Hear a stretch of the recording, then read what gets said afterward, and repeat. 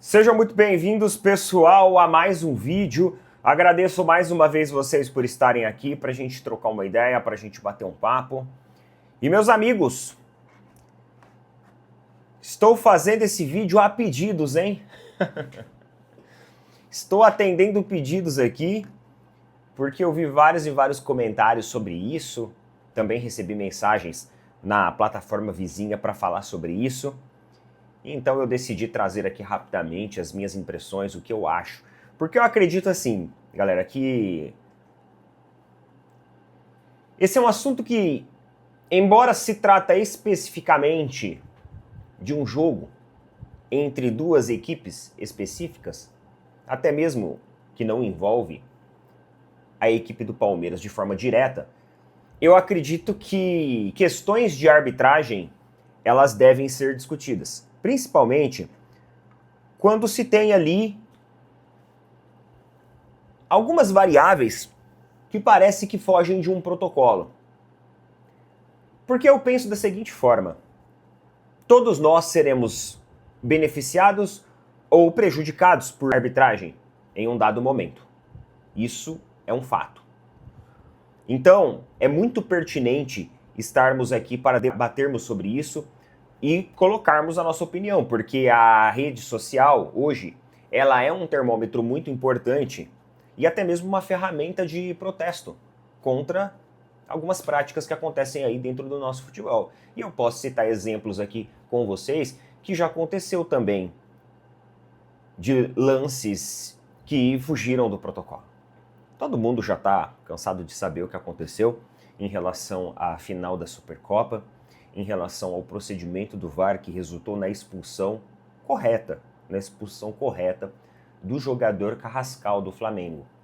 De fato, aquele lance, eu não questiono a expulsão em si, mas eu questiono o processo, os trâmites, os protocolos que levaram até essa expulsão, ou melhor, aos protocolos que não foram devidamente seguidos. É esse o grande problema da arbitragem brasileira. A priori você tem o lance, o jogo ele termina no primeiro tempo, e enquanto o Carrascal está dando entrevista na televisão a respeito do primeiro tempo, existe uma análise por parte da arbitragem sobre o lance. E aí todo mundo levantou aquele ponto de dúvida. Ué, mas espera aí, a arbitragem ainda está analisando o lance? Mas o jogador já está dando entrevista e está descendo pro vestiário? Obviamente que isso é uma manobra também do jogador, vazar, porque ele sabe o que ele fez. O jogador, ele sabe o que ele fez. Ele sabe que ele tentou deixar o braço. Ele tinha noção muito bem do que ele estava fazendo. Tanto que ele dá a entrevista e vaza do campo. Mesmo com o lance ainda subentendido de que estava sendo analisado. E para mim aí já é o grande problema.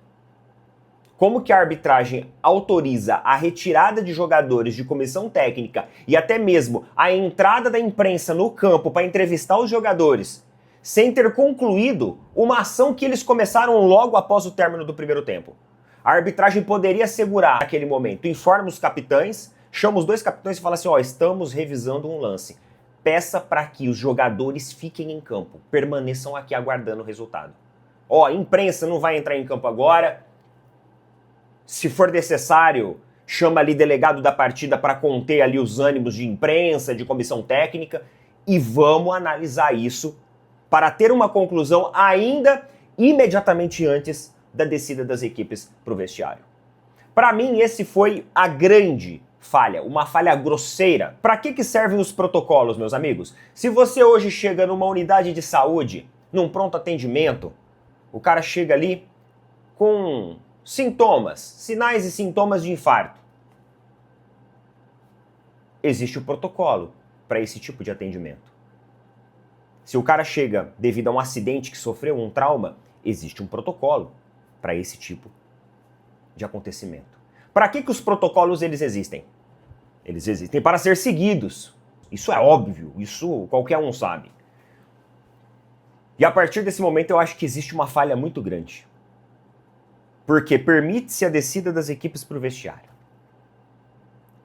Beleza, esse foi o primeiro erro. Depois o jogo volta, eles voltam à análise do VAR e decide em expulsar o jogador. jogador é expulso, beleza e tal, o jogo continua. Porém, existe um atraso da equipe do Corinthians em voltar para o campo. Atraso esse que também deve ser penalizado e também deve ser registrado em súmula, o que também não aconteceu. Na súmula da arbitragem não existe a descrição do atraso da equipe do Corinthians. A gente sabe que aconteceu o atraso porque o evento estava sendo filmado.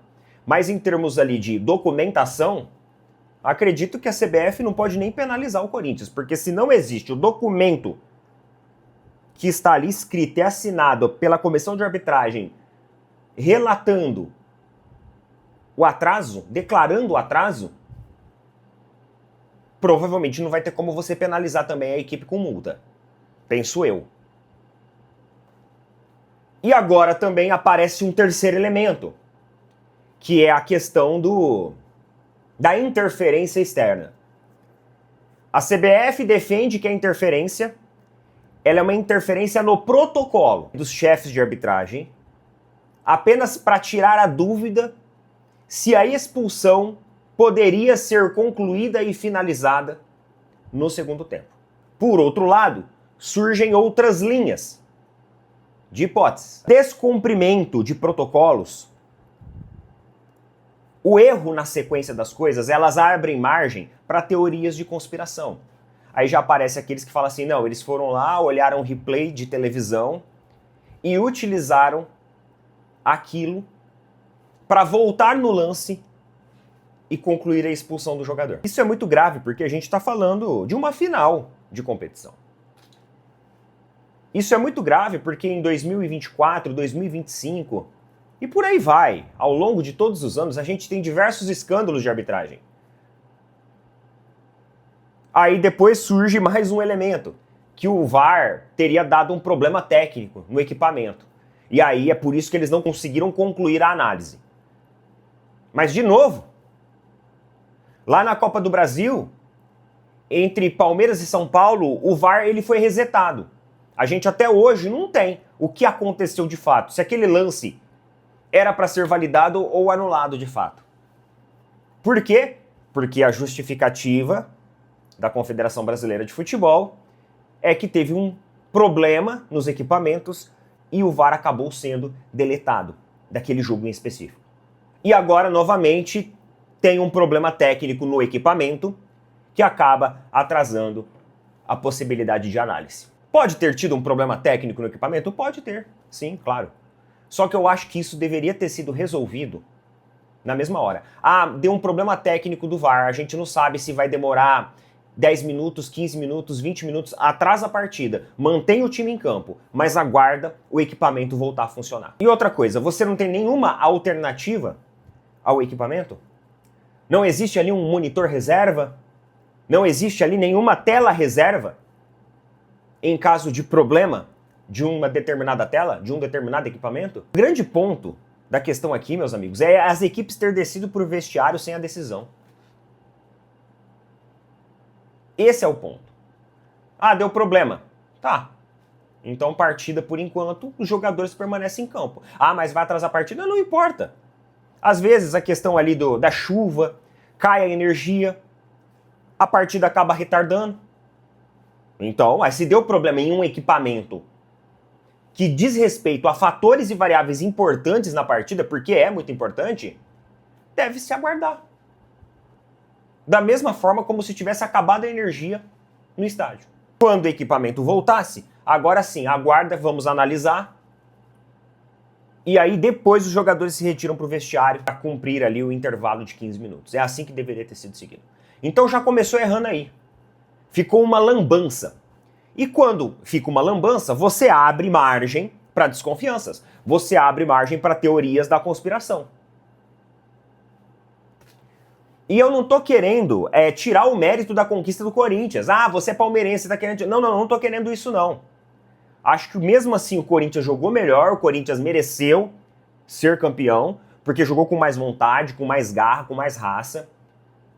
Mas a gente tem que separar as coisas, porque outros eventuais erros podem acontecer, como acontece e vem acontecendo disparadamente no futebol brasileiro e também fora do futebol brasileiro. Inclusive, isso vira manchete de jornal, porque, ó, o jornal AS, lá da Espanha, ele falou o seguinte, ó, uma Supercopa marcada por um incidente surreal, no qual Carrascal foi expulso por uma cotovelada em Bidon, ocorrida no primeiro tempo.